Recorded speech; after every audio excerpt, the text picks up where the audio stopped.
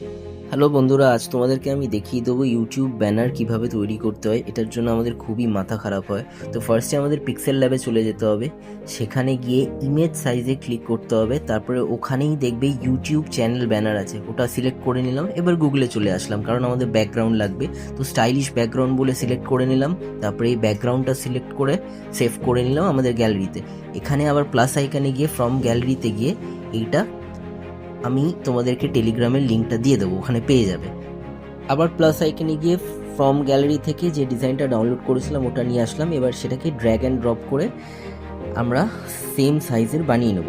তারপরে আবার আমাদেরকে চ্যাট জিপিটিতে গিয়ে নিজের একটা ফটো বা যেটা তোমাদের ভালো লাগবে সেই ফটোটা দিয়ে রিমুভ দ্য ব্যাকগ্রাউন্ড করে দিলে তোমাদেরকে এরকম কিছু একটা রেজাল্ট দেবে। মানে ব্যাকগ্রাউন্ডটা রিমুভ করে সেটা তোমাদেরকে নিয়ে নিতে হবে পিক্সেল ল্যাবে। তারপরে সেটাকে রিসাইজ করে ওইটুকু জায়গার মধ্যে ফিট করিয়ে নাও। বেশ, তারপরে টেক্সট অ্যাড করে নাও প্লাস আইকনে গিয়ে, সেখানে গিয়ে যা লিখতে চাও চ্যানেলের নাম লিখে দাও। এটা আমার একটা মোটো ভ্লগ চ্যানেলের নাম, তো আমি রোমার অরিত্র দিয়ে দিলাম। তারপরে আমরা ফন্ট সিলেক্ট করে নিলাম, ফন্টটাকে একটু ডিজাইন করেও নিলাম।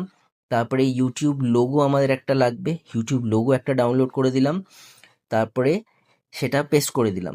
এবার ইনস্টাগ্রাম লোগো আমি দেবো, কারণ ইনস্টাগ্রাম আইডিটা আমি অ্যাড করতে চাই ব্যানারে। তো এইভাবে ব্যাকগ্রাউন্ডটা আবার রিমুভ করে নিলাম চ্যাট জিপিটি থেকে।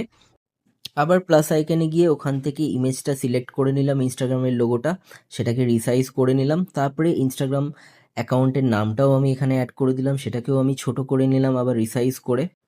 তোমাদের যদি ভালো লাগে এখনও অবধি, প্লিজ একটা সাবস্ক্রাইব করে আমাকে সাপোর্ট করে দাও আর শেয়ার করে দাও যতটা পারো।